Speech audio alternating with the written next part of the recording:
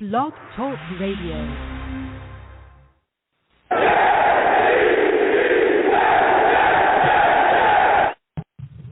What's going on, folks?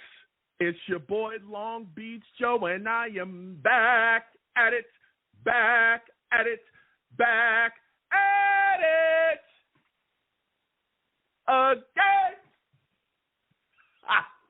I'm back at it again, man. Wow. Blog Talk is working. That is crazy. Blog Talk is trash. Oh. I'm shocked. Blog Talk failed us last week, but here we are back again, and it's decided to work.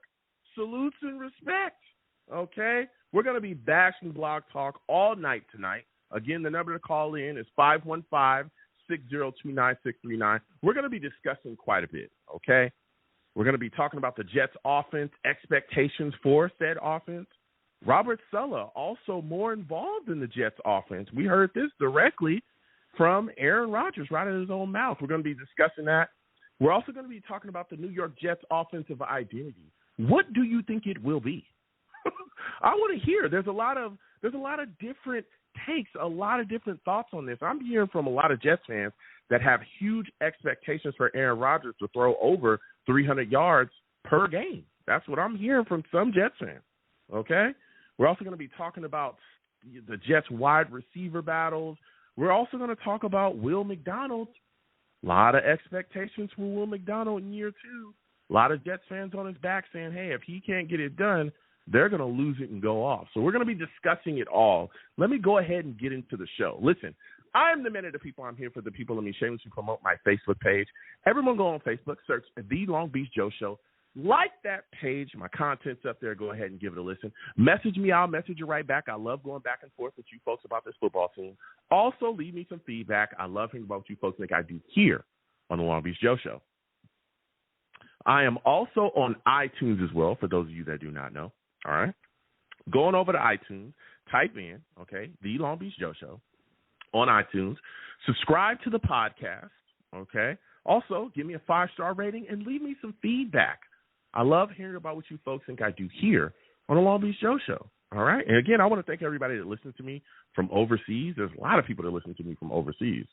Germany, Ireland, everywhere, okay? I respect y'all, okay? And I want to thank y'all. London, Australia, a lot of Jets fans, all right? And I want to thank y'all for doing that. Again, please continue doing that. For those of you that may not know, your boy's also live on YouTube, okay? Come on over to YouTube, all right? Type in Long Beach Joe Jets on YouTube, okay? Subscribe. Hit that notification bell so when I post content, you folks will be in the know, all right? And also give the streams a thumbs up. But just know when you come over here, you're going to have to deal with some people, man, all right? You're going to have to deal with my chat, man. And I call my chat savages. Why? Because they are savage.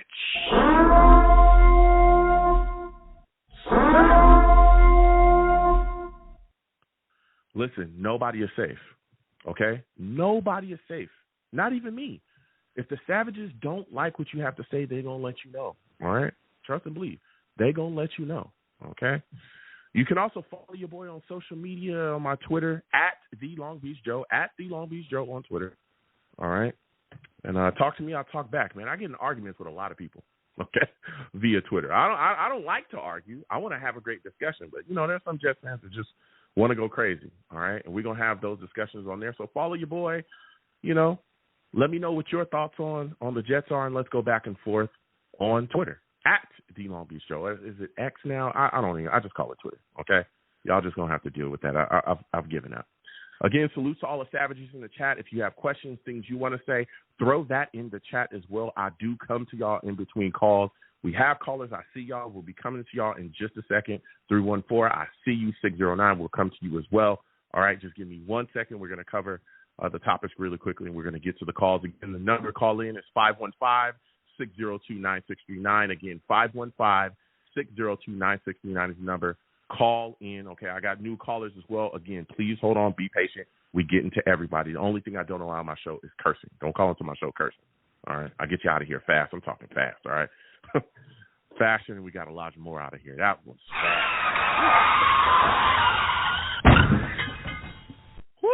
That was fast. Faster than Blog Talk can break down. That's fast.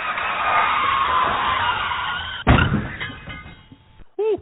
We're going to be bashing Blog Talk tonight. Salutes Michael Piper Jr. He says, Blog Talk blows. That's what I'm talking about. That's the spirit, all right? That's the spirit. Salutes to all the savages in the chat, all right? So quickly, we're going to get to this, all right? We're having a discussion.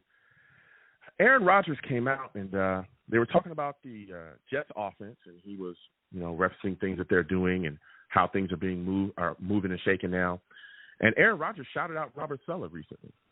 He said, I think to Robert, to his credit, is taking a deeper role in the offense.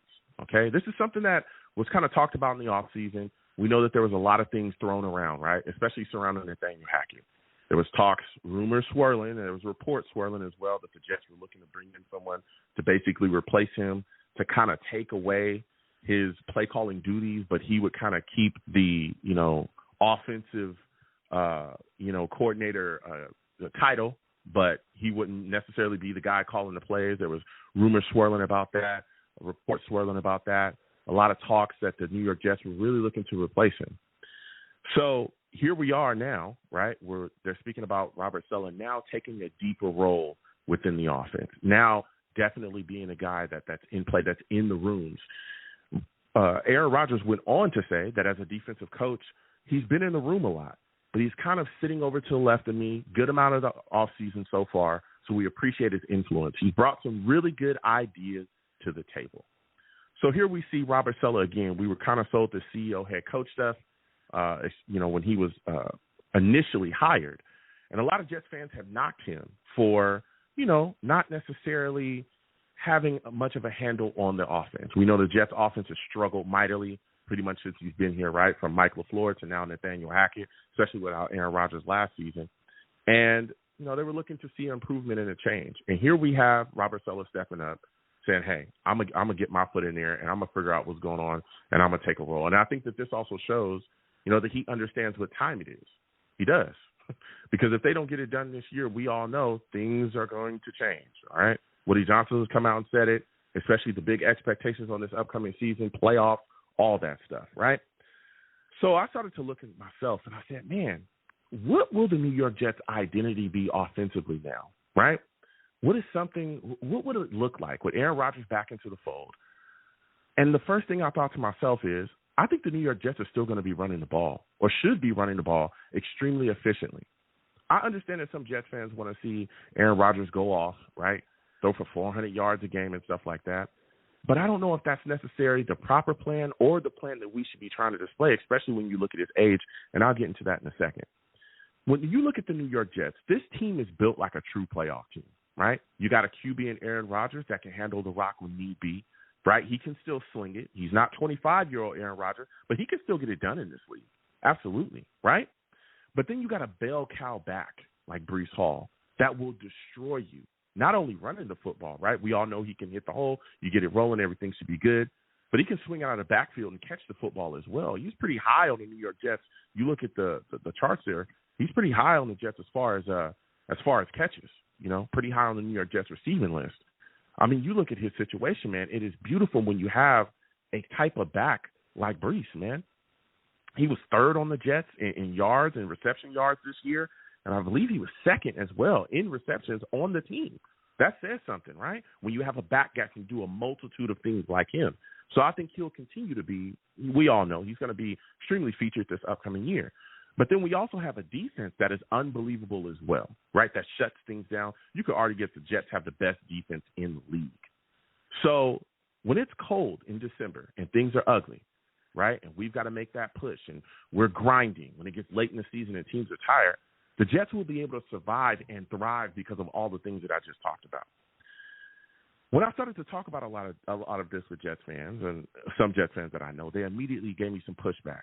They were screaming, well, Joe, it's all about Aaron Rodgers. He's going to go off this season. It's his time. He's coming back from an Achilles injury. He's got to show up. He's got to throw for those 300 yards a game and all these things. And I said, whoa, right? I gave him pushback. And I said, listen, Aaron Rodgers is 40. You can't expect this guy to come out every week and throw for 300 yards plus a game. I don't think that's something that we should be doing anyway. I think when you look at this New York Jets offense, it will mimic a lot of what we saw Peyton Manning had on his way out when he won the Super Bowl, right? Tom Brady later on in his career when he won a Super Bowl with the Bucs, right? You look at Tom Brady last year, especially you look at those Super Bowl wins, they came in to that season with teams that had solid running games that put them in manageable downs, right?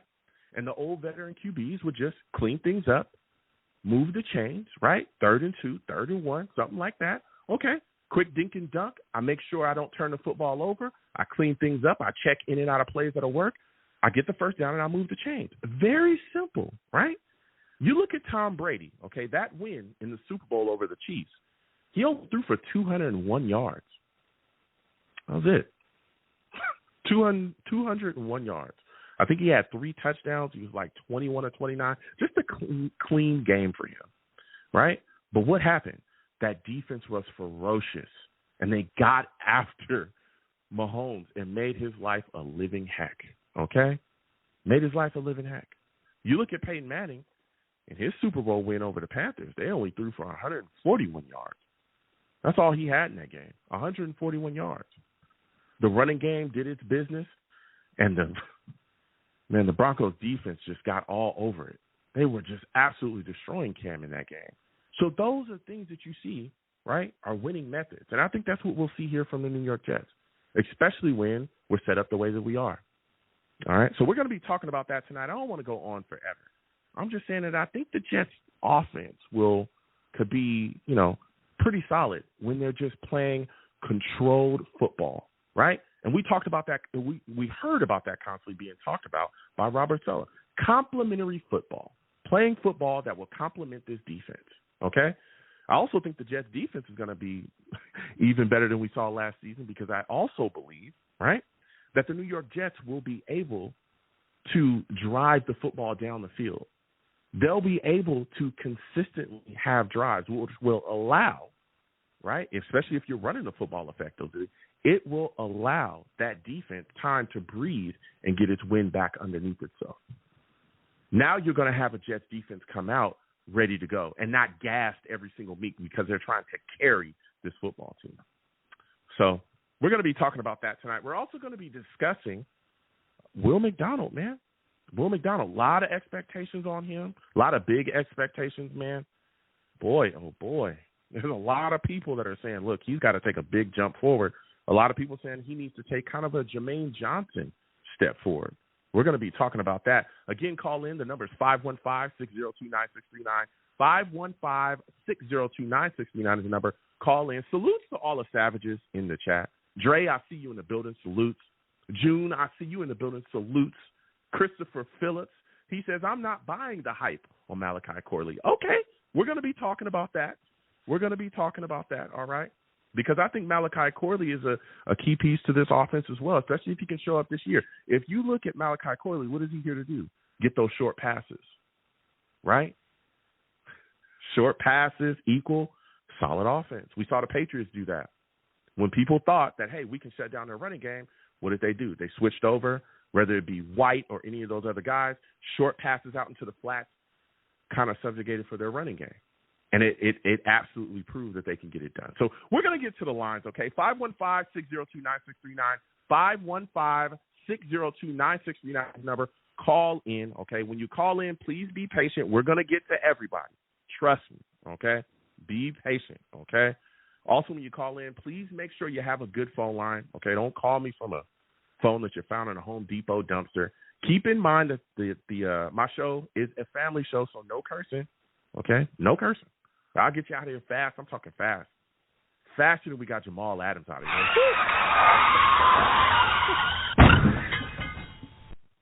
That was fast, man, but it wasn't fast enough, okay?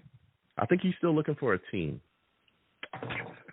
I think the Ravens were interested in him, right? But he's still out there, and we'll see. Okay. Please give the stream a thumbs up. Subscribe if you haven't already. Hit that notification bell so when I post content, you folks will be in the know. Also, share the stream across your social media with your friends and your family. And again, when you call in, please be patient. We will get to everybody. Okay. The lines are open. 515-602-9639. All right. We're getting to the lines. Okay. First caller, I'm going to, 760. excuse me, 678. We're coming directly to you. I believe this is June, okay? June salutes. Listen, I want to thank you for calling in. For those of you that do not know June, he's a savage.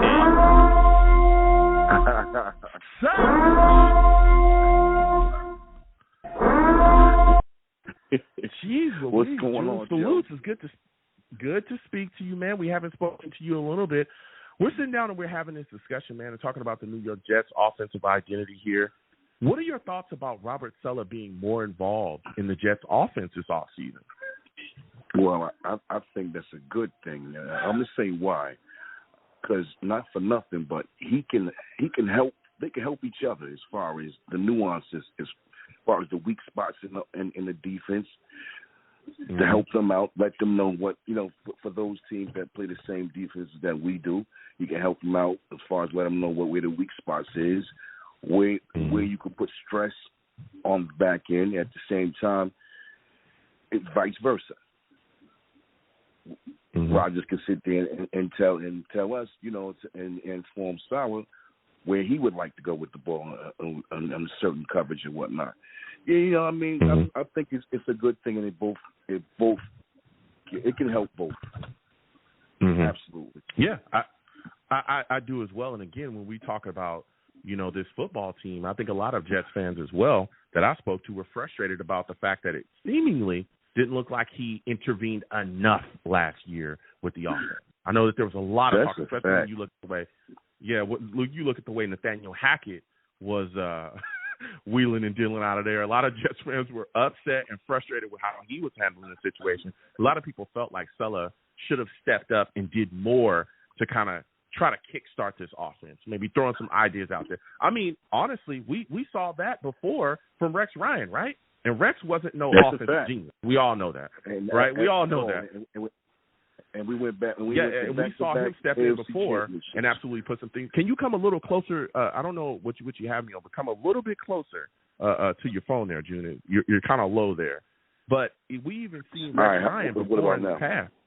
Oh, you sound great now. We saw Rex Ryan in the past be able to kind of step up as well. And, he took a game over. I think it was Tony Sperano, where he was just like, and I know it was stupid, but he said, listen, we're going to run the football. Whatever you're doing is not working. You know what I'm saying? Go ahead. Give me No, you're right. I almost forgot about the Tony Soprano. That's the dude that we got from Miami. Yes, he did that, and he took over the game, and look what happened. We went to back-to-back AFC championships. It's not hard. It's only hard when you make it hard. Like, it's old. It's the old ingredients of playing football. Run the ball, play good defense, and anything else that you get out of the quarterback is just a plus. It's just a benefit, and that's why. That's what me and you were talking earlier. I believe you don't need 100% Aaron Rodgers. You don't even need 90% Aaron Rodgers. You don't even need 80% Aaron Rodgers. Just give us a nice. Not that he is one, but with a game manager and his defense, we can win some games. Yes. Yep. Yeah. I've talked about that as well, about Aaron Rodgers just being an elite game manager. Especially, again, he's 40 years old, coming off of that ACL or that Achilles injury. I don't need him to go out there and throw for 450 a game. I don't need him to go out there. We don't need to become the Saints because Aaron Rodgers is our quarterback. I need him to go out there, be solid, take care of the ball, and move the chains. That's it. That's it, and that's all. So I'm excited about that as well. And you talked about running the ball there, June. What are your expectations for Brees this year? I'm expecting there's a lot of Jets fans talking 1,400, 1,500 yards. What are your thoughts? I'm actually seeing it as well. Let me tell you why. You got to think about it. Brees seen 8-9 men boxes the whole season, and still got 994 yards, if I'm not mistaken, 996 yards with stacked boxes. Now you can't stack the box no more because Aaron Rodgers is a threat. So I just can't wait. Now, and let me give you an example. Did you see how Miami was able to run? Because they seen those stacked boxes because they had to play back to respect the pass. Now, put Brees in that situation and just let him go. Yeah, I'm right there with you. I think he's going to go crazy. And not only that, but I also think coming out of the backfield, I think is going to be something special for him this year as well, because we saw last season he was doing that well as well. I think he was like second or third on the New York Jets in reception. He was second in reception. I think he was like third in yards, in receiving yards. So Brees was absolutely doing his thing on all phases of the game and handling business. I think he had like 590-something yards last year. But there's been a lot of talk about the backs that are behind him as well. Yeah, go ahead. He was the second running back yards from scrimmage in the NFL last year with the historically bad offense, I might add. So now, insert Aaron Rodgers and let's see what he can do. Yeah. What are your thoughts about Izzy Anabanakanda, man? There's a lot of people talking about Braylon Allen or Isaiah Davis possibly snatching a spot away from him. Do you agree that you can see that happening, man? I could definitely see that happening. I think they were so unimpressed by him last year that I mean, think about it. If they felt that he was the guy, I don't think they would have drafted two running backs. You know what I'm saying? In this one draft, I've never seen that done. Actually, two running backs took it in the same draft. So, and not to mention they're almost similar styles. I want to say they're similar styles. Braylon Allen is the one who I like. I like him a lot. But as far as Izzy, I think he'll be fighting. He's either going to fight for a roster spot or he's going to be in the practice squad by the end of the day. Okay. Look, I don't know, man. I think that Izzy's extremely talented. I don't know if they'll put him on a practice squad. I think that there's a chance the New York Jets could end up carrying maybe four backs. You know, him, of course, Brees, Izzy. I think Braylon and Davis could end up making it, especially when you look at the situation with our fullback situation. I think our fullback is in some trouble. Baldwin, I think, could be in some trouble, especially with Isaiah Davis. Those are some big backs, man, and those are some guys that end up taking his spot as well. So I could see them carrying four running backs, especially when they're running the ball as much as I think that they will. Now, see, with that being said, that's the reason why I think they'll demote him to the practice squad, because of the fullback. Now, right. So you're thinking, in actuality, it's going to be four backs, but just one will be a fullback, and they'll run off the other three. I really think that he's either going to fight for a job or he's going to be in the practice squad chair. Watch and see what I tell you. Okay. Oh, no, listen, I hear you, and I respect your take. Now, as we go over to the other side, man, what are your expectations for Will McDonald this upcoming season? A lot of people have big expectations for this kid. They want big sack numbers, drafted in the first round. There's a lot of Jets fans that did not want him. What are your expectations for him, man? You know what? I think they're going to ease him in. I'm not going to say that he's going to get a lot of burn due to the fact that Hassan Reddick. What can you say? Hassan Reddick. I see Hassan Reddick getting as many snaps as Quentin Williams is. Williams is. At the same time, I think, you know, being that JJ had a really good last season, they're going to give him more burn too. So I think that they'll just put Will McDonald in on strictly passing downs, strictly third and long situations. Okay. They'll definitely how many sacks? Put him out there, but how many sacks are you expecting from him in this upcoming season? Like, is there a number for you? Is it 6? Is it 7? Is there? Let's say if he gets less than 7 sacks, are you going to be disappointed? Like, give me your thoughts. I say 6. I would say 6. 6 would be just fine with the time he's going to get. Okay. 6 would be 6. I mean, because they're going to ease him in, you know. Mm-hmm. No, yeah. One thing about the Jets is that, and this have yet to change ever since Woody took over the team. The Jets Jets play who they pay. Mm-hmm. That's just the way it is. So I expect Quentin. I expect Hassan Reddick, but behind them I see JJ. Of course, let's not forget about Michael Clemens. So you know, and not to mention, look, listen, there are 2 rookies right now, 2 undrafted free agents right now that's making noise in camp. Eric Watts and what's the other guy's name? Eric Watts and Leonard Taylor. Yeah, Don't Leonard be Taylor, surprised. the undrafted guy. Yep. Don't be surprised if they both make the 53-man roster. Yep. A lot of people talking about McGregor as well. A lot of people talking about him. But That's Taylor, right. that was the guy that a lot of Michigan. people had going way higher in the draft than he actually ended up being an undrafted free agent. There was a point in time where some people talked about him being a possible first or second rounder. And here he is with the New York Jets. And like you said, I think he's a guy that could push to make the roster. I mean, he got freakish athleticism. The issue with him is what they said was his motor. Like he takes plays off. But if anybody can get it out of him, I think Robert Saleh can get it out. Yeah, I think he can. Listen, June, I gotta slide off. Next time I have a show, I want to hear from you, man. You gave us some good takes. I got you, brother. I got you. It's good speaking to you again, man. It's been a long time, brother. Absolutely. Oh, before I let you go, tell everybody about, you do like spaces and you put out content. Tell everybody where they can find you, man. You can find me on X. Some say Twitter, like you said. June Smith. we usually on Mondays and Tuesdays at 2:45, 3 o'clock, and we talk ball all day long. Yeah. All right, June. Thank you again for calling in, man. Next time I have a show, again, call in. I love talking to you about the team. You already know that. I got you, brother. Salute. All right, salutes. Listen, man, June with a call.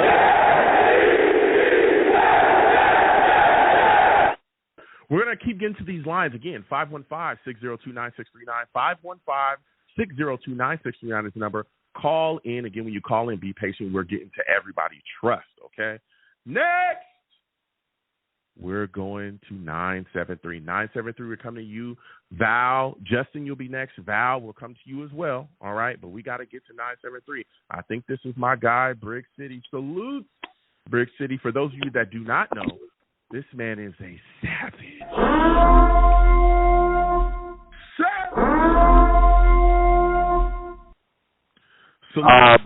Blessings, brother. Man, listen, we talking that talk tonight, okay? Yes, sir. I've sat down and I've talked with some Jets fans, man, and I want to get your thoughts on this. What do you believe the New York Jets' offensive identity will be next season? Run the football, play action, protect Aaron Rodgers at all costs, play solid defense in the fourth quarter, win the Super Bowl, baby. Okay. What do you say to fans that believe that Aaron Rodgers should have the ball in his hand more often than what you're talking about? I've spoken to some Jets fans that believe that he should be throwing a bunch every single game, and he should have at least over 300 yards per game. What are your thoughts about that? Well, due to respect to all Jet fans, because we're family, so I don't want to disrespect anybody and call them idiots or whatever the case may be. Aaron Rodgers is 40-something years old, you know, and we need him in December, January, and hopefully February. So we can pound the rock and keep a balanced attack and keep him upright and not overwork him. We'll be fine. Well, what would you want to do? Overwork him? He gets injured again? Yeah, we got Tyrod Taylor, but now we miss the playoffs again and everybody gets fired, you know, even though we have a 9-8 record. It doesn't make any sense. So to all Jet fans, I'm begging you, please think we're logical with our brains and not with our emotions. Okay. I respect that. Now, Brick, what are your thoughts about Robert Saleh being more involved in the New York Jets offense? I mean, that's a great thing. I remember earlier in his coaching tenure that he'd been in the offensive room, but him being more involved in offense, it just shows that he continued to want to learn and be a great coach. I like Robert Saleh. He's not perfect by any means, but he's not terrible either. And the man is trying to get better. And each year, our record is what our record is, but each year we have gotten better. We just didn't have consistent quarterback play. And for Coach Saleh to be in the offensive playroom, it just shows that, you know, he wants to be that CEO type of coach, and I hope he becomes that. I really want us to get a ring, and I really want us to get a ring through him. He turned our franchise around, and, you know, he's a little above. I love Rex I love Rex. You know, Robert Saleh didn't get there yet, but I believe he'll get there eventually. And, you know, Jet fans, I think we got a good one. We just have to keep riding the ride. Just keep riding the ride. Yeah. What are your thoughts about Izzy Anabanakanda and his role within the offense this upcoming season? Are you concerned that it could be in jeopardy? Because we got these two young backs that people are screaming are going to take his spot, especially Braylon Allen. There's some people that think that Braylon Allen stepping in immediately is the Jets' number 2 back. Do you agree? Yeah, man. He's a beast. He's a beast. But I think Izzy can find a role in the offense, especially with the new special team rules. I think he can find a role on the team. Definitely, especially with the new. He can be that third down back, maybe in passing plays, whatever the case may be, coming out the backfield, or they can do maybe a full house formation, and he can play that other back coming out the backfield to catch a pass for a first down, and he gets open space, he's gone. So he's a weapon, but it's about if he can play special teams, and you know it's always offense, defense, special teams in football. So if we lose him, that could bite us a little bit, but you know I trust Joe Douglas, and it's competition. It's a business.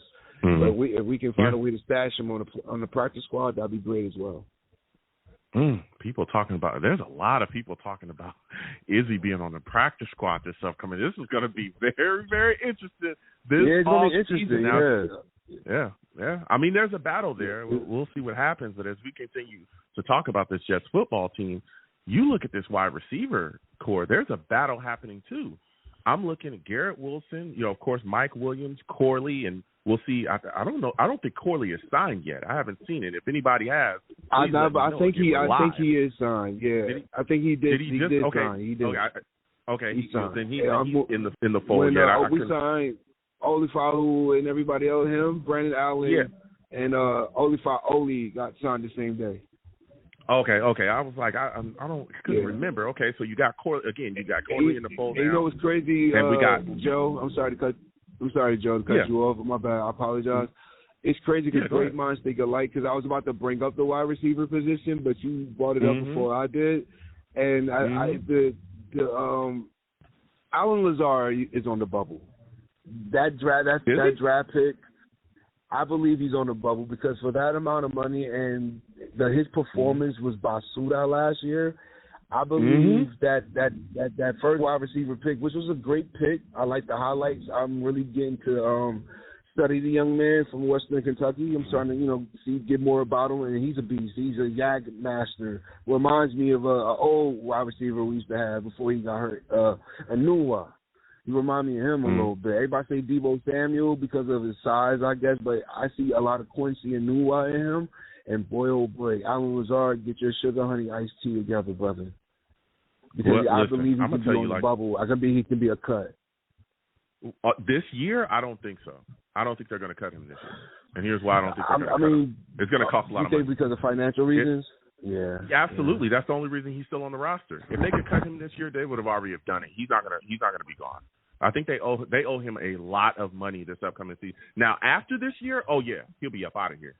Yeah, if he don't get it done this season, he'll be up out of here. Hold on 1 second, Brick.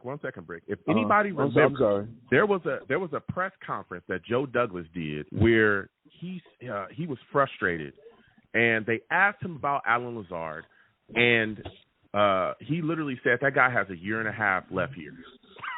He said that publicly. It was this past season when they benched him and all that stuff. He said that guy has a year and a half left here. There was a reason why he said that, because they have a year and a half before they can cut him and not eat a bunch of cap. So that's why he's up out. And that was a message, I believe, to him and the locker room as well to get it together. Yep. Yeah. And I like Joe Douglas for that. My final question for you, Brick, before I let you go. Give me your thoughts about Will McDonald. A lot of people have big expectations. What is the sack numbers you think he's going to have this upcoming season? Yeah, I remember us having this conversation before a few months back, and I'm going to still stand on business, I believe, with Albrecht and Will McDonald. He showed flashes last year. It's just some certain plays. Maybe he didn't get off the burst a little bit sooner. Mm-hmm. He's been slipping and sliding a little bit. But I believe he worked on his technique, worked on his balance. He put on some weight. He looks good. If he gets between, let's say, 6 to 8 sacks, maybe 4 tackles for loss, and maybe 2 forced fumbles, I believe that is a great jump from rookie to sophomore year in the NFL. Okay. Listen, Brick, I want to thank you for calling in. I got to slide off. Next time I have a show, I want to hear from you. All right, man. It's always love talking to you, brother. Be easy. Absolutely, man. Salutes. Jets, Jets. Salute.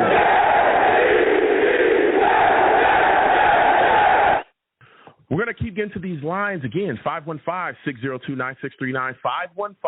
515-602-9639 is the number. Call in. Again, we're taking all callers. When you call in, be patient. We will get to you. Trust, okay? I'll let my callers have the last word, all right? I may not always agree with your take, and I will challenge it, okay? I will challenge it.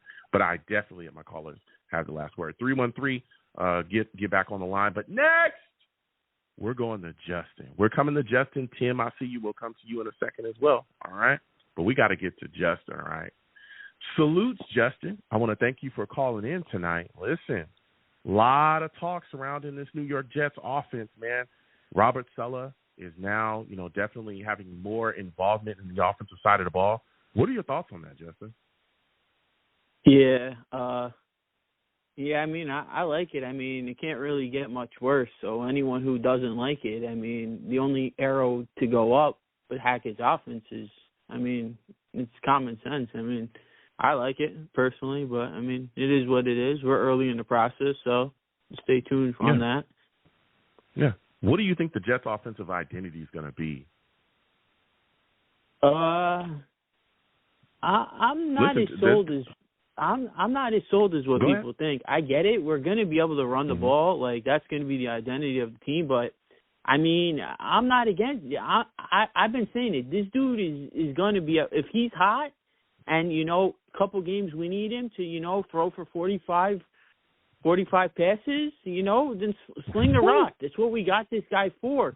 I mean, I get it. We're going to run the ball, but if this guy's cooking up the defense, I mean, I got no problem with this guy carving up defenses.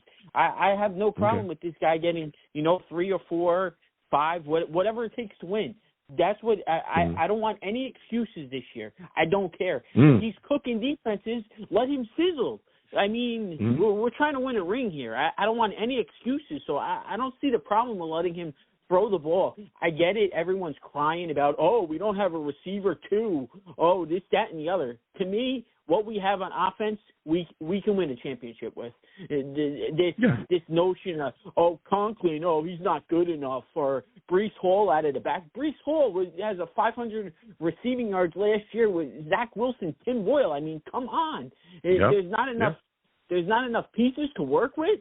I mean, I don't agree with that notion. Conklin, Breece Hall out of the backfield. I mean, Lazard. I know people are going to say, it happens in the NFL. The guy had a bad year. All right, so what? I think he's going to be elevated. The part that, no one likes to mention with Lazard is a great blocker. I get it, what he did last year, cool, the soccer ball jokes, they're funny now. But, if we're going to be able to run the ball, Lazard is a good blocker. So I expect a bounce back year from him.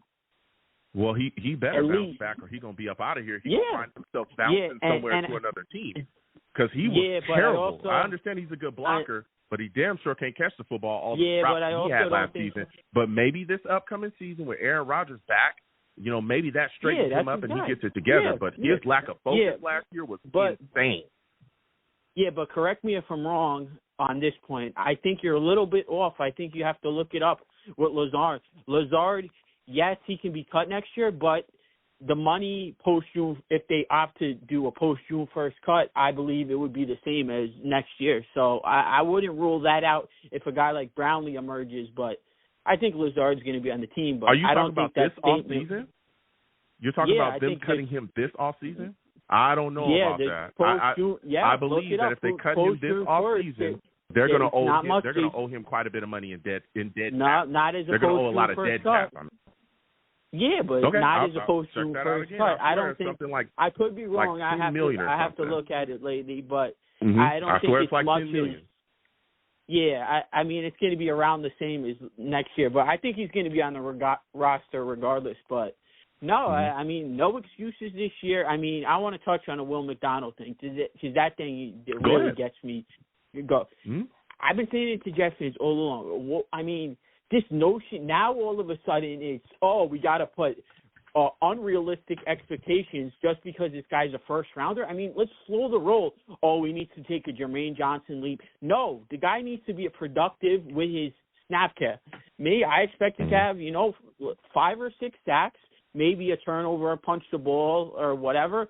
But, I mean, let's slow this roll down. He needs to take a Jermaine Johnson leap. I don't know if I can agree with it unless someone gets hurt. I get it. He's a first rounder, but, I mean, come on. 5 or 6 sacks and he's productive for the snap load he gets, that's cool with me. I mean, let's not say, this guy has to have 10 sacks like Bryce Huff. I think that's the part where people are a little bit overblowing it with him. Yeah. I get it. He's a first-round pick, but, I mean, come on. Mm-hmm. He's got to be productive in the system. I mean, the guy didn't get any burn last year. So I think that's realistic for him, to be honest. But this notion of 10 sacks and all this other, he's got to be where Huff is, no, I can't agree with that. Okay. Especially if no one gets hurt. It depends on the snap count. So if someone else gets hurt, okay, maybe. But that's where I was about to cool. go. Yeah, that's where I was about to go. I understand that people want, 15-something sacks out of him, but a lot of it is going to definitely play within the snap count. I'm thinking 8 sacks, 7 sacks, I'll be happy with that, especially if he's causing a lot of havoc, right? Especially if he's causing a lot of hurries. And that plays into factor as well, because that could turn into interceptions. That turns into turnovers. When quarterbacks are feeling the pressure and they just get rid of it, he may not always hit home, but he's definitely going to cause some issues there. That's what I meant with the fumbles, like the turnovers and the strip sacks, stuff like that. Now that's I think more like it for him. But I don't think 8's too crazy, but anything more than that I think is outrageous for now with him, unless someone gets hurt. But no, I don't know. I think we need to slow the roll on this undrafted guy, Leonard, whatever his name is, Leonard Taylor from Miami. Let's pump the brakes on this guy. Let's pump the brakes on this guy because this guy's getting a lot of love, and we're not even at mini camp. And I heard the last call, I think it was June. Let's pump the brakes a little bit on this Leonard Taylor stuff. It's a little bit outrageous so far, but I think, like you mentioned, the McGregor guy, I think he's got a better shot at making it.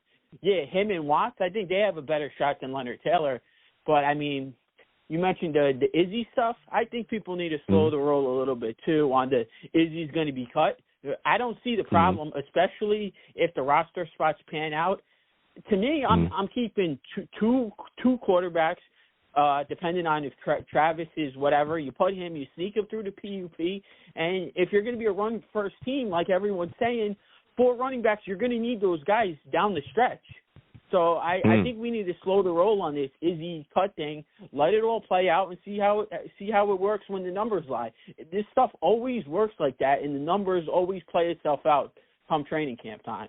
So, I mean, I get it. We think we have a loaded bazooka gun right now, which we do in all positions, but, come training camp, when the pads go on, someone's going to go down. It's just inedible of the whole thing. So let's slow the roll down on cutting guys and let's just see how it plays out for now, and then worry about that later. Yeah, listen, Justin, it's been phenomenal. Before I let you go, I went back and looked at it again because I like to be factual. If we cut Alan Lazard, that is $12 million dead cap money. That's post-June, pre-June 1st. It's $18 million in dead cap. Yeah, that man got a year and a half left here. Just like Robert Saleh said. He's going to be here, Sister Justin. I want to thank you for calling in. Next time I have a show, I want to hear from you, all right? Absolutely. Listen, J.E.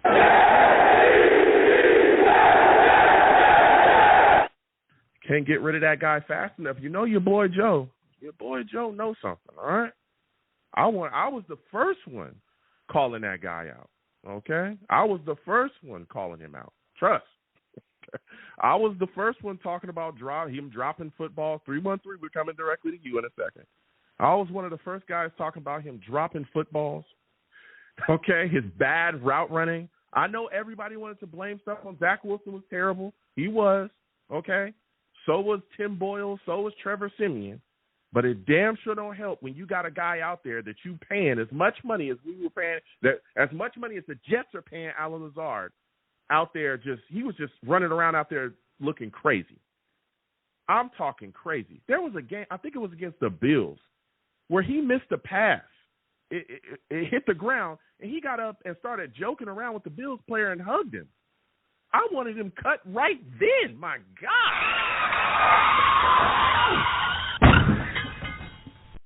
Man got a year and a half left here. Get him out of here. But we'll see. Okay, Aaron Rodgers is back.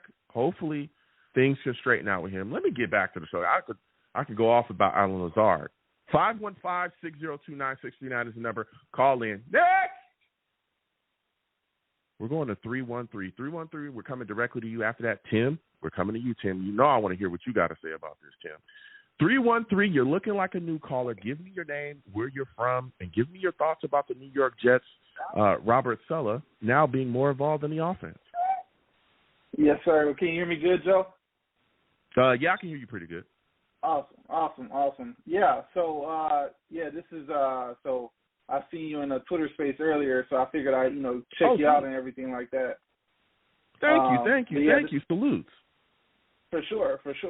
But yeah, I think what you said what the first question was it the Robert Saleh on the offense? Was that the first question? Yeah, give me your name first. What is your name and where you're from?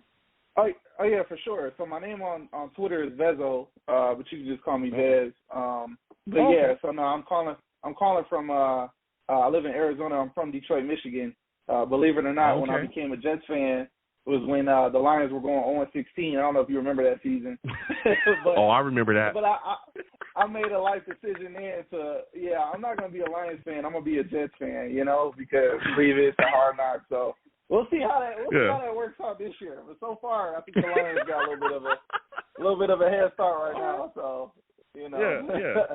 For sure. All right, man. For sure. Listen, I want to thank you for calling in. Give me your thoughts, man. Robert Saleh is now, reports are coming out. Aaron Rodgers talked about how he's more, within the offense now. He's definitely, in the rooms with them, listening to the strategies and giving some thoughts and giving some takes on what he'd like to see. How are you feeling about that? Yeah, I mean, I think first of all, I think that's a fine line to play. Because you got to be careful with certain coaches stepping in on other coaches, right? We've seen that with the Giants last year, Daboll and Wink Martindale getting into it. I don't know if you remember the Super Bowl when Steve Wilkes, he was almost getting cussed out on the sideline during the Super Bowl from Shanahan, So you kind of got to be careful with those things. But I think, honestly, I don't think it's a bad thing because at the end of the day, we know that Rodgers is the main decision maker on offense. I think that's pretty much well known. But I wish, here's my thing about it. I wish he did that earlier when we had a rookie offensive coordinator. You know what I'm saying? I think that's when it could have been a good time to do that because now, I mean, what can you really tell Hackett or, he's been a head coach, he's been an OC. What can you tell Rodgers? Why not do that with your buddy that you brung from San Francisco during his first stint, his first real big boy job? You know what I'm saying? That's kind of my thoughts on it. Yeah, that's kind of my thoughts on it. But, we'll see. We'll see how it works, Okay. Now, that's a good take there. And, again, like you said, we'll see. A lot of people preach that CEO head coach stuff. That was one of the big sticking points. I remember when the Jets hired him, people were screaming, he's a CEO head coach. He's a CEO head coach. He's going to touch all parts of the team and all parts of the game. And, listen, the defense has been phenomenal. He's turned that around. Yep. But the Jets' offense has stunk. And again, Aaron Rodgers went down last year, and we all know that was a big part of it. But, man, the lack of adjustments, the issues, it was horrific last year. Yeah, time a lot of management. Jets fans saying no excuses there. I don't know if you remember that Denver game when we were supposed to spike the ball. Like that's just one of the things. Like you can't let that happen, dude. You can't let that happen. I remember that. Yeah, I remember that. Yeah. That was bad. That was really bad. Now, we're talking about this offense now, Vezo, right? You got Aaron Rodgers, now on the field, and I'm looking around and I'm saying to myself, okay, he's healthy, right? We got Brees, we got weapons. A lot of people are thinking, hey, what do you think the Jets' offensive identity will be this upcoming season? Is it still ground and pound? Have we switched in your mind now because we have Aaron Rodgers, the quarterback that we've always wanted? Are we the Saints? Are we going 5-wide shotgun? What do you believe the Jets' offensive identity will be this upcoming season? Yeah, so I think that if you look at just the acquisitions they made this offseason and who they took in the draft, I think it's pretty obvious that their main focus is definitely going to be on running the ball, right? Physical identity, because I watched a lot of. I'm a big college football guy.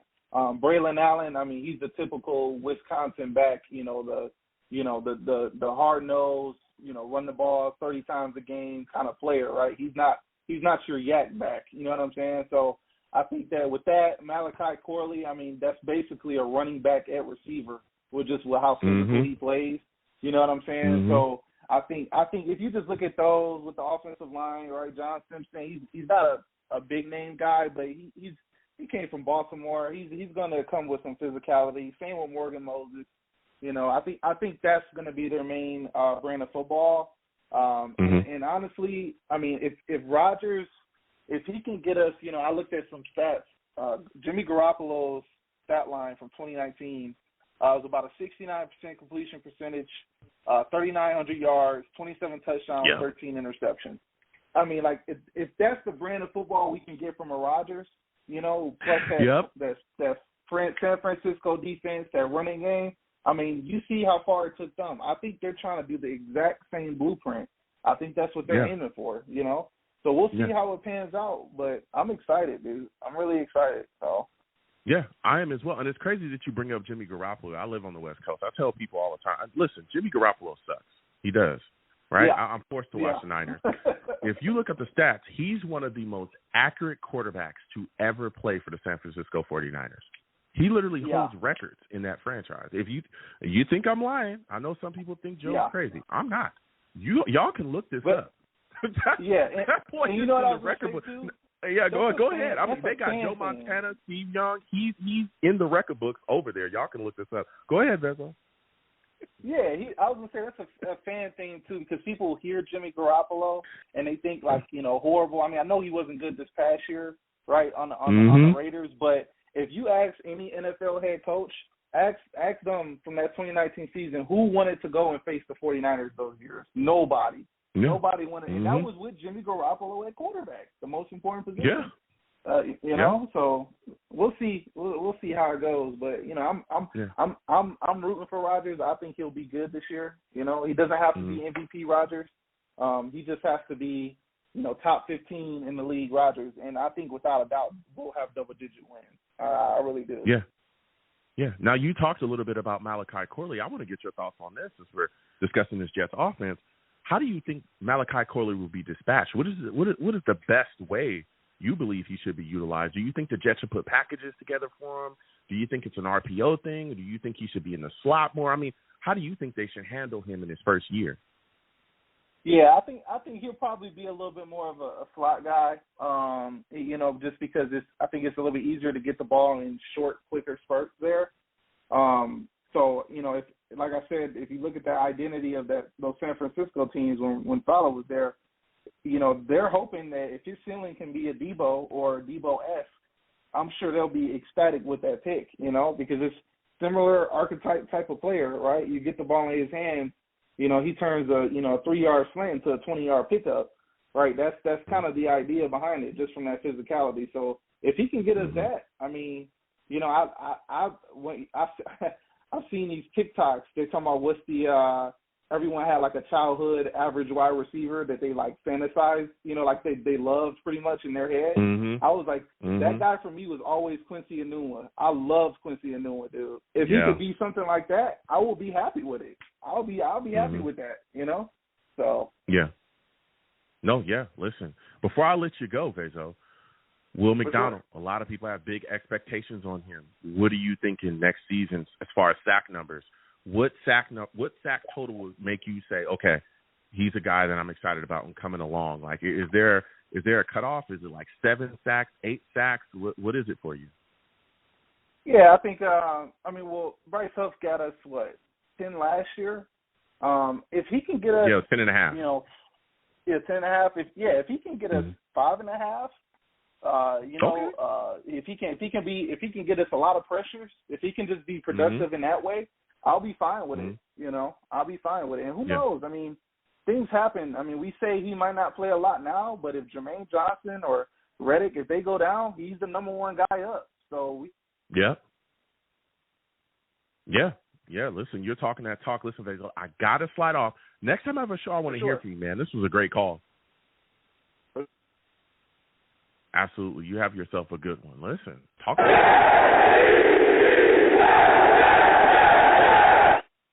We're going to keep getting to the lines again. 515-602-9639. 515-602-9639 is the number. Call in. We're taking all callers. Next! We're going to Tim. Tim, we're coming directly to you. Val, you will be next. We're coming to Val. You already know. The shenanigans start when he gets on the line, but we got to hear from Tim. He's been on the line for a minute. For those of you that do not know Tim, he's a savage.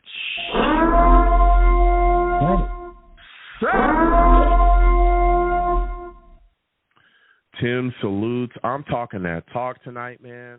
A lot of people having discussions about this football team. I want to thank you for calling in because we always have great discussions. What are your thoughts about Will McDonald, man? There's big expectations on him this upcoming season. Are you expecting double-digit sacks from him? And if he doesn't get it, will you be upset? No, I'm not expecting that, Joe. By the way, good to talk to you. No. Good to speak with you as well. I think he's going to contribute, and he's going to get better, and he's going to become a legitimate threat on the outside that other teams have to pay attention to, and then that's just going to make the whole defense better. Okay. The more the better. So there isn't a sack total that you're looking at and saying, hey, he has to get this much. Right. I would like at least 4 or 5. Okay.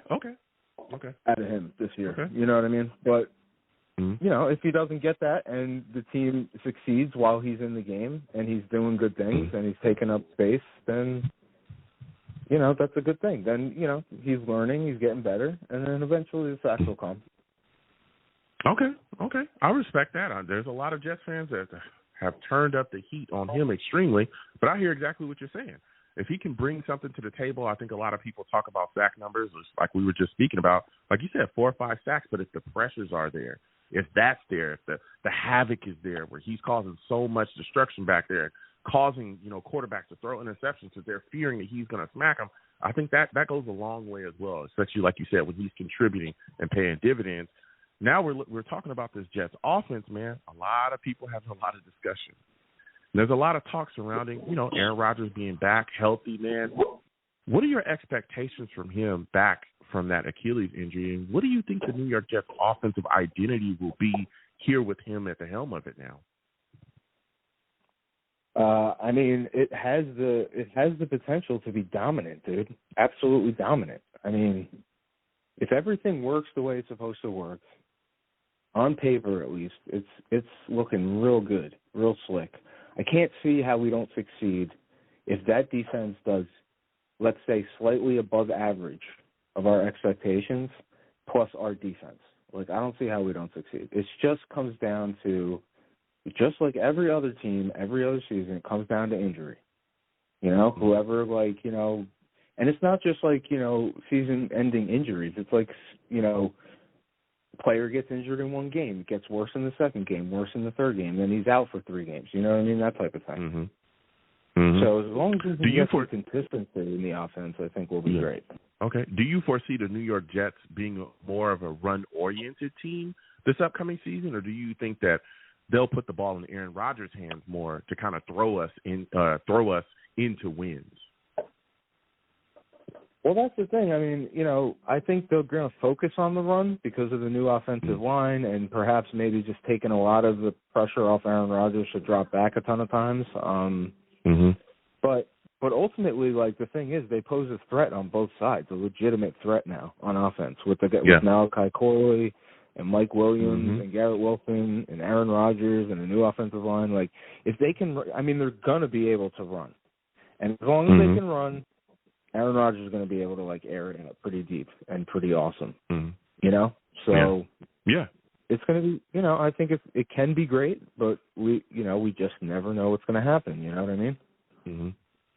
What are your thoughts about Izzy Anabanacander, man? There's a lot of people saying that his spot is gone. They're absolutely, there's a lot of Jets fans that are screaming that Braylon Allen is going to be the New York Jets' number 2 running back. What are your thoughts about this, man? Do you think that's what ended up happening?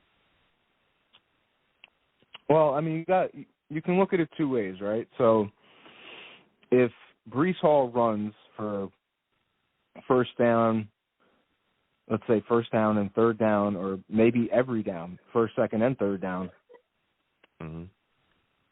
I can see, what's his name, Braylon what? Braylon Allen. Yeah, I could see him coming in on short yardage because he's big and just plow for, you know, a couple, 3-4 yards, get the first down, have Breece Hall come back in, and then maybe just use Izzy for, like, you know, toss-outs or, you know, have him run in the flat, give him an overhead pass, like screens, things like that. I don't know. I mean, I'm not really sure. Like, what do you see? Do you see Izzy in the same role as a third down back, more of like a pass out of the backfield kind of third down conversion, or do you see it like Braylon Allen, you know, going in third down to get like the tough couple yards, just plow through?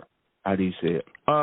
You know what's crazy, and that's great. You know, you passing it to me. I'm looking at it like this, man. I think that, man, this running game is going to be crazy because I do think that Izzy is a guy that could be that third down back, especially coming out the backfield because he's so quick, and he's kind of showed last season that he can catch the rock and get going. I know that was one of the questions was like, hey, does he have the hands? Can he get out? Is his route running going to be solid enough coming out the backfield?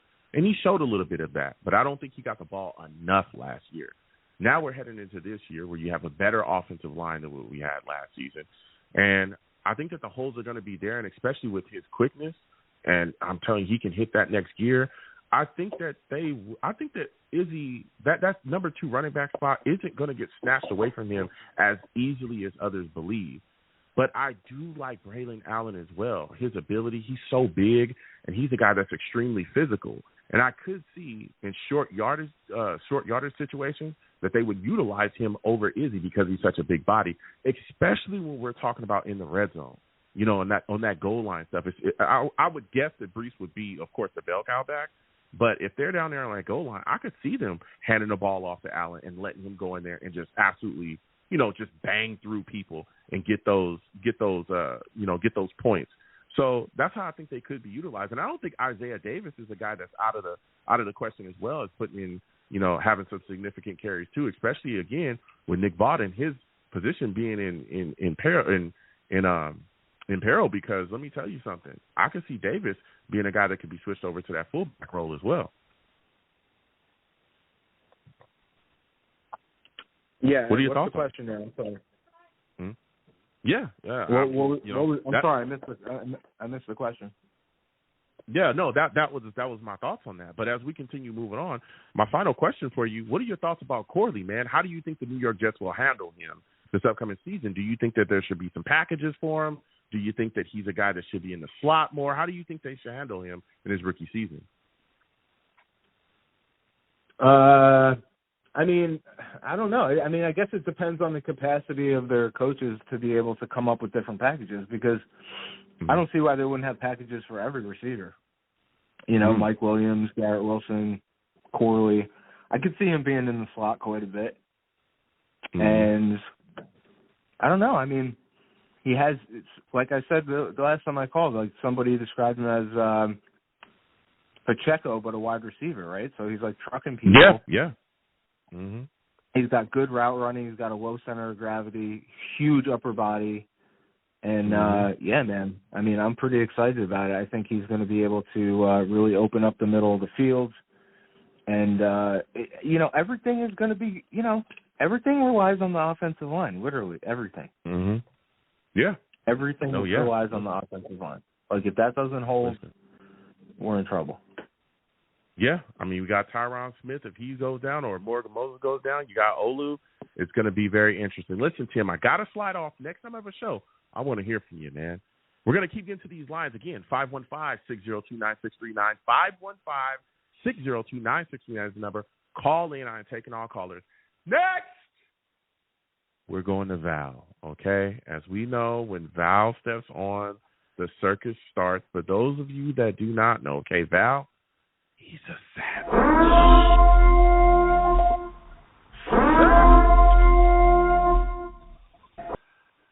Man, Val. We know he's in the building. We know what's up, okay? We already know what time it is. All right, listen, Val. We've been talking tonight, man, and we've been having an interesting discussion about the Jets and their offensive identity. I've had discussions with some Jets fans that feel like the ball should 100% be in Aaron Rodgers' hand. It should be all about him throwing us into victories. And there's some other Jets fans like myself that saying, we get that, but the Jets should be about ground and pound. Let's run the football. We got Breece Hall. We got all these people. What are your thoughts about this, man? What do you believe that the New York Jets offensive identity will be this upcoming season? I will say balance. Balance. You have to have that balance. And salute, Joe. Salute to the Savages. Salute to everybody. Salute. And, yeah, man. It's nice to be back, playoffs, NBA. I'm guessing it's coming to an end soon. So, I'm fully focused on the Jets again. My team got knocked out, but it's all good. Now it's time to get back to football and everything. So I will say we have to have that balance. I want to see more ground game as well, too. Aaron Rodgers, you don't want to have too much pressure on him. We have the offensive line together as well, too, so we can have that balance when it comes to running. Like we got some guys from the Ravens. The Ravens, they was number one in rushing. We got some of their offensive lines. We got two of their guys. And so now we're going to actually run the ball a lot more and take some pressure off the quarterback, which is Aaron Rodgers. And, once you have that balanced attack, they don't know what to do. You know what I'm saying? You want to have that defense off balance, but I feel very strongly, and I feel like we have a good running back, room. So I definitely think we should definitely take full advantage of that as well, too. Mm-hmm. Yeah, no, listen, I understand that. I think that the Jets, the way we're built, especially with the way that I think defenses are going to have to react to the presence of Aaron Rodgers, you're not going to be able to just stack the box and get away with that stuff like you did with Zach Wilson, right? You ain't going to be able to do that. You're going to have to play more honest or you're going to get smoked. That's just how it's going to be. And I think that that's going to open the running lanes as well. So that's why I think, handing the ball off to Breece Hall and allowing him to do his business, especially, again, Izzy Anabana-Cannon, we'll get to that in a second. All these other backs, I feel like the Jets are going to be running the football heavy because, again, I think that the Jets are trying to get more like the San Francisco 49ers. We've been trying that for so long. I mean, we got the defense. The defense phenomenal. But it's just getting the offense up to speed that's taken so long.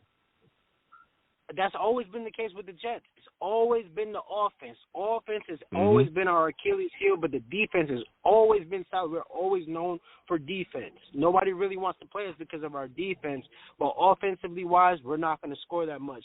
But now that we have Aaron Rodgers, and I just hope that he's that same guy and stuff like that, and that's another thing. That's why I do want us to run the ball a little bit more. I want us to at least, get him more comfortable because I don't think he's going to play any preseason games. I don't think he's going to play a drive because there's only 2 preseason games this season, if I'm not mistaken, or is it 3 still? Joe? Is it 3? I think he's going to. 3 preseason games? I think it is. I think it's still 3. I think. It's still 3? All right, so I do want to see Aaron Rodgers at least get at least 1 or 2 drives. So, he can dust off the rust and get comfortable and stuff because he was a little – I'm not going to say this was because of the case that he should have threw the ball, but he was a little hesitated a little bit, but I still think he's that guy and everything like that. But, you know, you want to knock off the rust. It's been 2 years since he touched the field legitly, you know, and played a full game. So I definitely think that, you know, we should at least give him 2 drives and get the offense going and get the chemistry flowing, because right off the bat we got the 49ers. So I definitely think we definitely need to address that. For sure. Yeah. No, yeah. Yeah, and it's going to be 3. Of course, we got the Hall of Fame game, and then we got the 3 preseason games. I was like, I know it's going to be. Yeah, we got that Hall of Fame game, and then we got 3 preseason games. 3 preseason weeks, excuse me. So when we're talking about this situation, right, and that was a great answer there by you, Val. I'm looking at Breece Hall, man. There's a lot of people expecting 1,500 yards this upcoming season for him. Rushing, do you expect the same? Wait, sorry, say that again?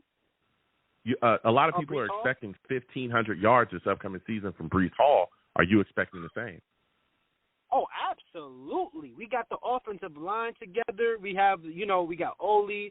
We got, you know, all the people. We got Simmons. We have, you know, Moses is back. And we got who else? ABT, Joe Tippmann. So, you know, we definitely got the guys. We got our offensive line. We don't have to really worry about it. I mean, health-wise, of course, you know, hopefully we are healthy and stuff like that. But this offensive line is 10 or 20 times better than last season. So I'm way more comfortable running the ball. And like I said, this is going to be beautiful for a pass protection and beautiful for running protection as well, too. So he's going to definitely get his numbers for sure. So I know he's going to be happy. And we got all these running backs and stuff like that now, too. So you could tell, like, you know, Jordan Travis, he's going to be redshirted. So we could run as much running backs and put as much running backs on the active roster, so we could definitely run the ball a lot more and be, you know, attack that defense and be in ground and pound. So I definitely expect that this year for sure, that we're going to run the ball a lot more. Yeah. And again, Val's giving us some takes right now. Val, what do you talk about that running back position? A lot of people saying Izzy Anabanakanda, that he is not going to be the Jets' number 2 running back. A lot of people saying that. What are your thoughts, man? A lot of people are saying that Braylon Allen, there's a lot of Jets fans saying that Braylon Allen is going to be the guy that snatches that number 2 running back spot. Do you agree? Listen, man, I want to have a complete competition. I don't want to just, you know, we're all prisoners of the moment right now. I want to see that on the field. I want to see him actually put in that work. He's still a rookie. You got to still give it some time. And I want to at least give, you know, Izzy, this is his full off season as a professional, you know what I'm saying? So he actually has his own little private workouts and everything.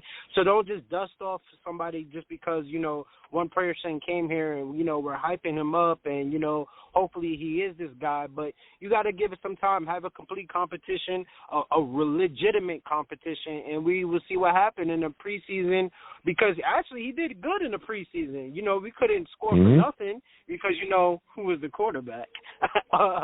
But yeah, so you know, so here we go. So you know, he actually ran. He actually ran the ball and stuff like that. So you know, just give it time. Don't be a prisoner of the moment, and you know, hopefully it's a healthy competition, and hopefully you know the best man wins that second position. But you know, Breece Hall can definitely take that first one for sure. Yeah, for sure. Now, I know that there's a lot of people that look at Malachi Corley, man. And, man, a lot of people discussing about how he could be dispatched within this offense to really have an impact. And there's a lot of people that are expecting packages to be put together for him. Some people want to see him more in the slot. Some people are talking about him possibly being a guy that can move into an outside role, maybe that number 2 role. There's some Jets fans out there talking about that. What do you think would best fit Malachi Corley, man? I'm thinking he's more of a package guy. Of course, that slot I think will be available, but I think, you know, RPOs, a lot of stuff in the flats I think would greatly benefit him. Just something to get the ball in his hands quickly and allow him to be that guy to, you know, to get that yak, to break those tackles, to be a Golden Tate, you know, kind of, you know, a Jarvis Landry, a Devo, kind of asking what they do within their offense. What are your thoughts there, Val? 100% agree with you. I don't want to see him in the outside. Everybody keeps forgetting we got Mike Williams. Everybody forgot about him. You know, we got Mike Williams. He's going to be the second wide receiver. So you got Garrett Wilson, number one, Mike Williams, hopefully healthy. And listen, this is a one-and-trip deal for his contract. So, you know, it's nothing to head in the rush, you know. So that's actually really good. Good job on Joe Douglas' part about that. And I would say, Corley, man, you know, I would definitely package him up, put him in the slot. Listen, he takes hits. He loves the contact. He wants to. He's going to be fighting for yards. You want to have him as like that Debo Sanders. You want to actually get him into like, you know, Wildcat. You want to give him into those packages. You want to dunk off like screens and stuff like that. Say if we're like 3 and 4, you want to dunk it off and just pass it to him. Everybody blocks for Corley, and Corley's going to run the ball. He's going to fight for yards and stuff like that. So you could do tons of stuff. And I'm just so happy that Aaron Rodgers extended that olive branch and that invitation, the invitation to stay with him. The invitation to play with him and to actually get him in his guest house to get, you know, their chemistry going. I want him to do that with Garrett Wilson because I want him to get that number one wide receiver on point and get that, you know, that I would say like that Adams, you know, type of chemistry going and everything so they could get flowing because the way how they was playing in the preseason, I couldn't imagine how they was playing in the regular season together and stuff. So, yeah, it's only up for here, man. I'm just so excited the way how this offense is going to go. And I'm also excited to play with them on Madden, too, because I'm going to be killing, just like I did this year. Listen, Val, my final question before I let you go. Will McDonald, man, a lot of people have big expectations for him this upcoming season. Is there a sack total that you have in your mind that he should have this upcoming season?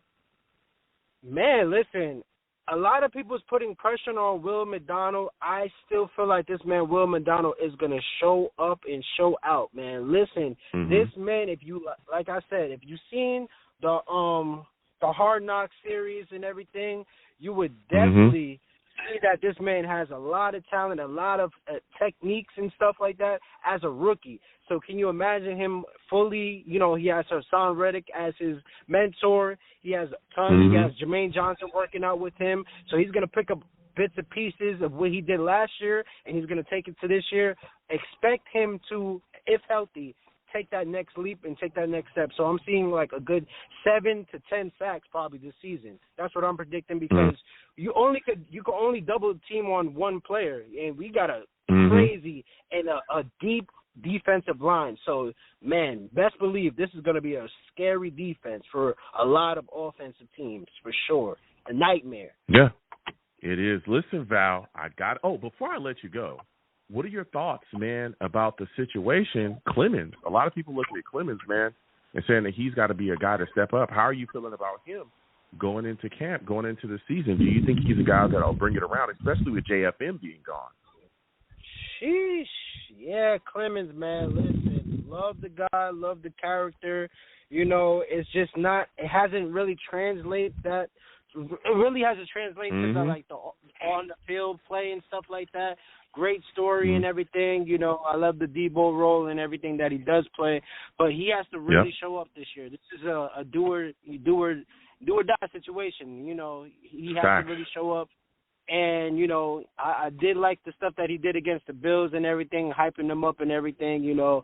But he has to really show up because, listen, the competition is at an all-time high with that defensive line. I can't even lie. It's going to be a tough decision, but I love it because it's only going to be up for here, you know. And I hope that we can get Hassan Reddick, you know, that extend him to a contract. I don't see no talks about that yet, so I really want to see that happen, but so far, you know, I hopefully Clemens does make the team and actually, you know, shows up. I'm pretty sure he's going to make the team, but take that next step, take that next leap for sure.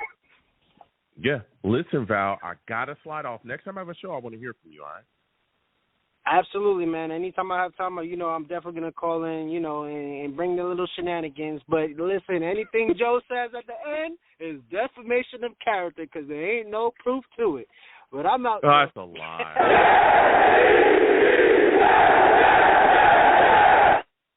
Anything I say about Val, I have facts. When Blog Talk works, which is rarely, you know what I'm saying? Let me go ahead and flush Blog Talk.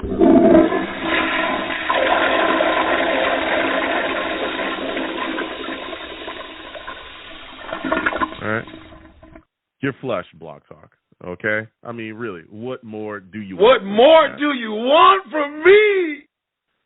All I'm trying to do is put together a quality show, okay, for Jets fans to call in, talk, and share the love or the anguish about this football team. I can't do this because Blog Talk, but trust me, when Blog Talk works, it's proven fact that everything I say about Val is true, all right? Don't believe him. Listen, we're going to keep getting to these lines again. 515-602-9639. 515-602-9639 is the number. Call in. I'm taking all callers. Again, Savage is in the chat. I see y'all, and I come to y'all as well. Salutes to all of you. Jeremy, I see you in the building. 516, I think we lost you. Call back in, but we're going to get to Jeremy, all right? Because there's a lot of things moving and shaking around here right now. But let me tell you something, man. Salutes to all the Savages again in the chat. This is low. This will be a tight roster crunch. It will. It will. It's going to be very interesting to see who makes it again. We got camp coming up. That starts in June, so we'll see what's up with that. Again, we got OTAs continuing. A lot of things moving and shaking, all right? Grant Rude salutes to you as well. He says, didn't Sella already allude to keeping 4 running backs because of the new kicking game rules and wanted to rest Hall as they close out games with the tough yards? He said a little bit of something, but he didn't say – he did kind of allude. But, again, we will see if that's what he actually does. I believe that that's what they will do. And I was talking about that the night that those guys actually got drafted and brought into the building. So salutes to everybody. Again, salutes to everybody. Ali, I see you in the building. Bree, all right, I see you in the building as well. And we're going to get back to these lines again. 515-602-9639. 515-602-9639 is the number. Call in. I'm taking all callers. Next! We're going to Jeremy. All right, Jeremy, I know he's got some takes for us. For those of you that do not know Jeremy, he's a savage.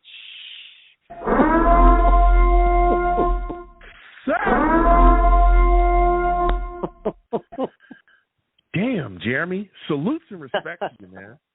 I want to thank you for calling in. Listen, we're talking that talk, all right? A lot of heat being spread here. We're talking about the Jets offense. We're having a discussion. There's a lot of talks around it. Robert Saleh, man, being more involved in the Jets offense. Aaron Rodgers gave him a shout-out. What are your thoughts about that? I think it's good representation for a leader. I think he should have done it a long time ago. It's not so much the X's and the O's. It's about symbolic. Like, the coach should be there. He should be participating, talking. The offense needs to feel as important as the defense, and I think that's been lacking because when you have a head coach that's just barely paying attention to that room, it just doesn't work well. It's like he's one leader. He leads the whole team.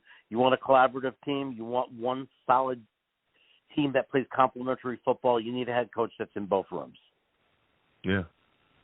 No, and you're completely factual on that, Jeremy.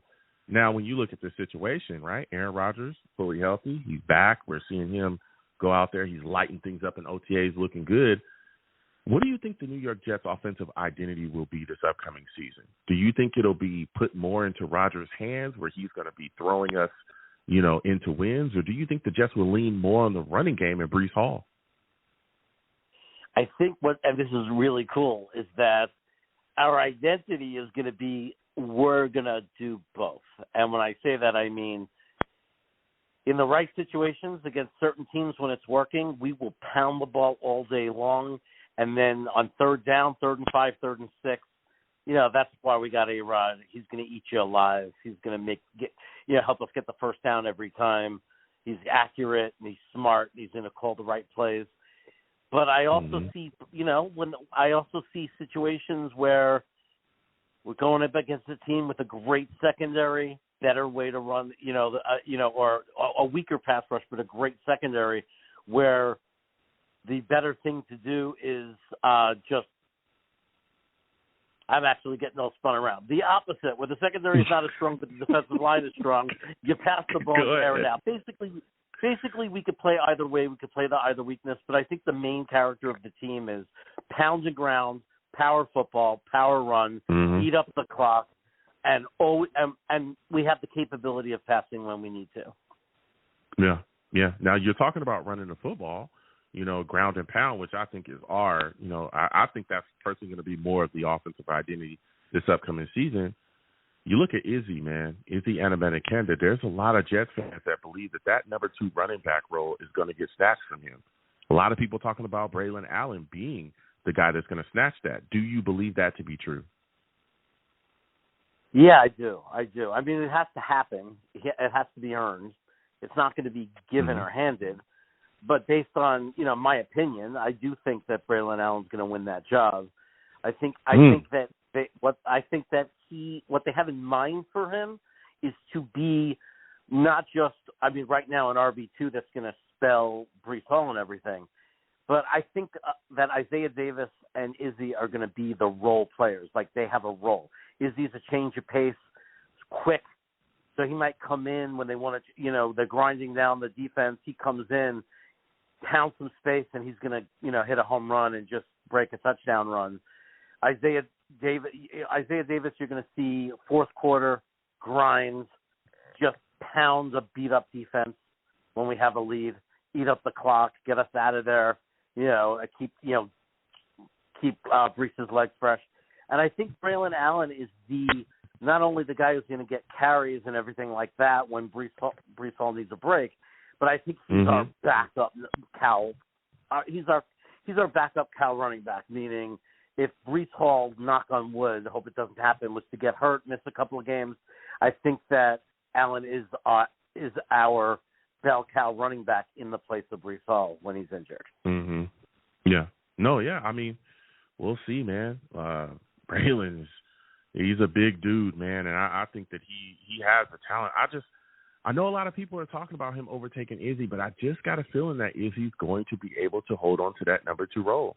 I think that Izzy's quickness, I think his ability to catch the football coming out the backfield, I think it opens up a lot of doors for the Jets, especially when you look at a lot of the things that we saw Nathaniel Hackett and Aaron Rodgers do in Green Bay. They utilized a lot of, people that kind of had that same makeup as Izzy. So we'll see going forward again. Braylon Allen, I think, is absolutely going to play some meaningful impact snaps this upcoming season, especially for the short yardage stuff. I think he's going to be big for that too. But he'll definitely have his chance, and I think that he's gonna definitely get the rock within his hands. Now, you look at this wide receiver position, Jeremy.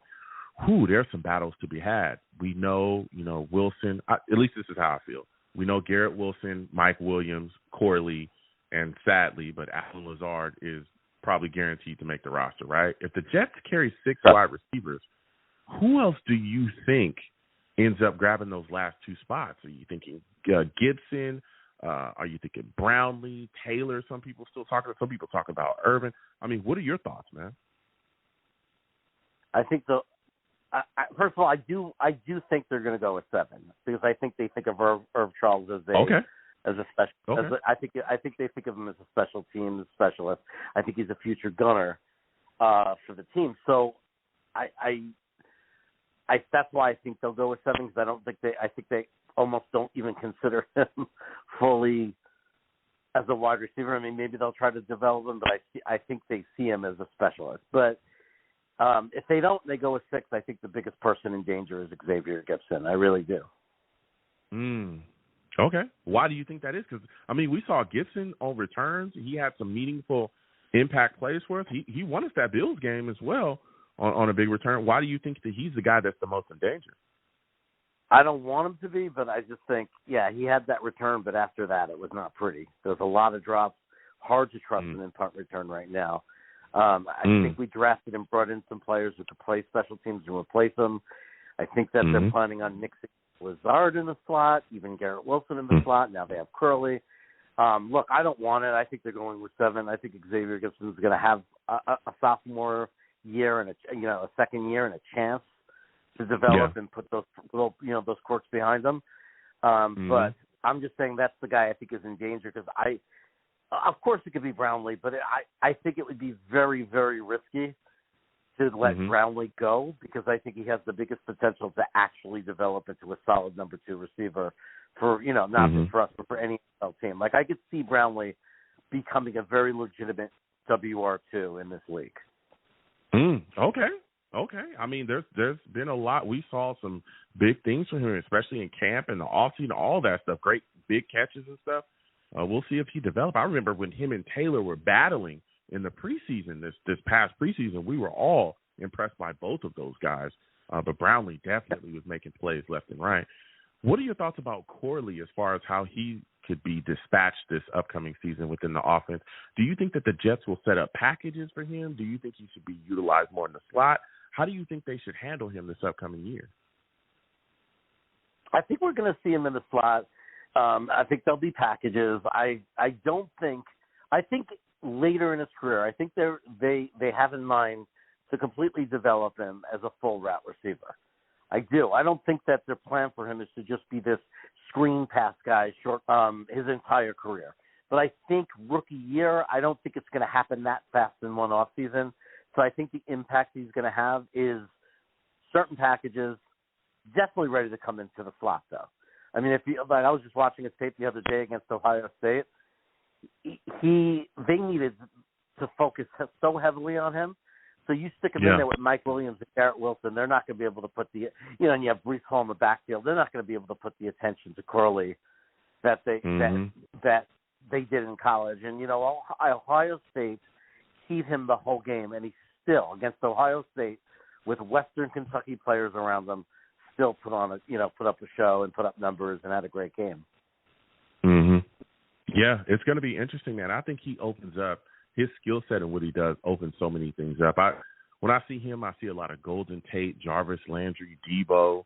I see a lot of that in his game, and I think that, man, it becomes so deadly. Getting the ball to him in the flats, setting up screen stuff with him, not just that RPO option. All kind of options just open up with him. And like you said as well, as he develops more, I think he becomes even more deadly because, especially early, I think when he gets on the field, a lot of teams are going to look at him a certain way and figure out, okay, this is what he's going to do.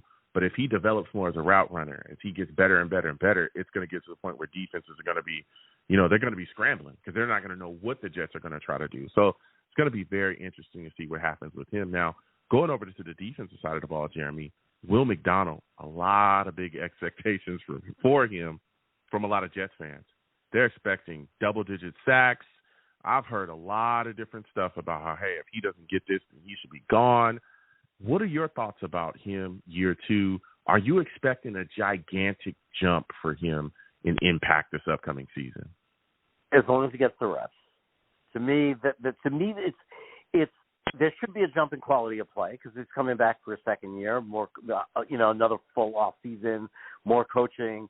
I know he's putting on some extra pounds for strength, but the reality is, last year, just by his win rate, if you look at just his win rate last year. If he plays more reps, he gets more sacks. I mean, he's probably an 8 to 9 sack guy last year if he plays anywhere near the normal amount of reps a starting edge plays. He simply was stuck behind elite talent. So as long as he gets the reps, I think we're going to see it. But I think that Jeff fans got to stop looking at box scores, and because we have so much talent in because we have so much talent in position, you got to just watch him play when he's in the game. As long as people watch him play when he's in the game. When they stick him in that game, as long as he is containing the edge against the run, and as long as he's causing disruption in the backfield, there shouldn't be any complaints no matter what the box score says. Yeah. Well, why can't I stare at box scores, Jeremy? Why can't I use Madden ratings to tell me how good my Jets players are? Why can't I do that, Jeremy? Who are you to tell me that I can't utilize those metrics as measures to how good these players are? Who are you to tell me that? All right? Who are you to tell me that? You absolutely can. I just don't think it should be the only. It just shouldn't be the only thing people use. Yeah, that's all I use. All right, that's all I use. I'm gonna keep you. It's been good to me. I'm gonna keep. Listen, Jeremy, before I let you go, Michael Clemens, man. What are your thoughts about him? Is he in danger of losing his roster spot? John Franklin-Myers is gone. We got, a bunch of guys in here, especially some undrafted guys as well. There's been a lot of people screaming about, McGregor, Eric Watts, a lot of people talking about him. Leonard Taylor has been a name that's constantly come up from Jets fans, being a guy that can actually make the active roster, being an undrafted free agent. What are your thoughts about Clemens, man? I think people really jumped the gun. I know he had some. I knew he had some questionable plays here, and he had some behavior after the Buffalo game. Like, I get it. Yep. I just see Clemens then just throwing him away. There still was a lot of potential there. He had I thought he showed a lot his rookie year, and even last year, I think the bad is people are overlooking and forgetting the good. He's good against the run. He's very physical. He's a good body to have in there. He's versatile. You can move him to the inside. He's got I'm not going to say he's player of the year, but he's a cheap, inexpensive role player that still has some potential to grow this year and come out better than last year. I don't if he doesn't deliver this year, if he has a bad year, then fine. Next year anything goes. He could be cut. There's no doubt about it. But I don't see them giving up on him after his first 2 years overall, based on the fact that he did show some potential. He played well at times. And again, he's not costing us a lot of money or anything. So I don't think they're going to give up on him. Okay. Listen, Jeremy, this has been a phenomenal call. You spit some facts. Before I let you go, let everybody know everything you're doing. You got a YouTube. You put out a lot of content. Tell people where they can find you, man. You know what's better than my football YouTube channel, that's better than Jets Chaos, is Brooklyn Brothers Food Review. That's me and my two brothers review restaurants all over the country, wherever we're traveling, any kind of food, and it's called Brooklyn Brothers Food Review, and that's really the channel I would love for everyone to check out and support. All right. Listen, Jeremy, I'm going to keep measuring my players by their Madden stats, okay? Even though you said not to do it, I'm going to keep doing it because it's been working for me. And I want to thank you for calling in tonight's phenomenal call from you, Jeremy. Thanks, man. It's always great to talk to you. All right, you have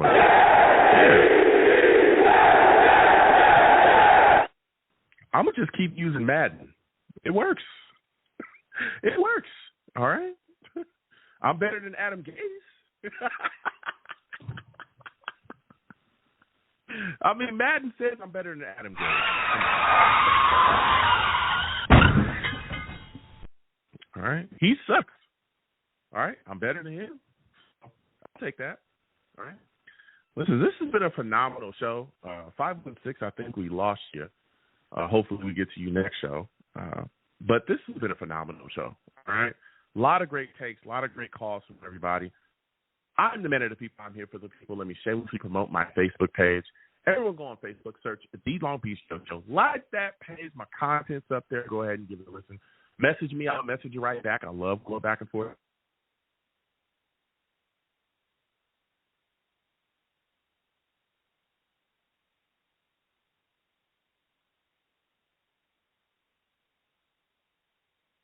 At The Long Beach Joe on Twitter. Follow me. I'll follow you right back. I love going back and forth with everyone about the football team. Also,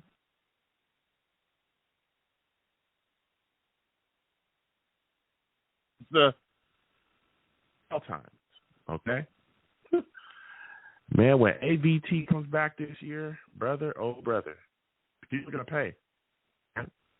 People are going to pay. Y'all going to see what time it is. That boy is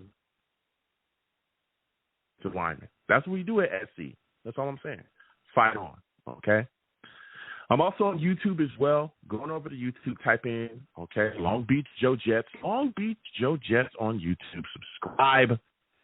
Hit notification bells when I post content. You will be to know. Also, give the videos a thumbs up. Give the stream a thumbs up as well. Share across your social media with your family.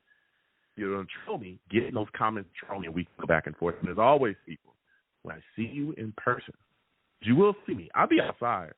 I'm not one of those people that don't be outside. I'll be outside. All right? I'm not scared of no smoke, and I ain't running from nobody. Okay? Nobody. I'll be at the games and all that. Even when I be at the games, I don't be all in the press box. No, I'll be right with everybody else. I'm a Jets fan, so I'll be with the Jets fans, right? When you see me in person, it is arms out, chest open, free hugs for everyone. Free hugs for everyone. The hugs will cost you absolutely nothing. They will remain free. They will always be free, no matter what anyone tells you. I want to thank you, folks, for interacting with your boy, for talking, for salutes to all savages in the chat. All right. Any way that you interact with me, I want to thank you, folks. All right. Without you people, I'm absolutely nothing. Thank you for taking the time out of your day to do that. All right. Interact with the boy any way that you do. So until the next show, you folks have a good one. Peace.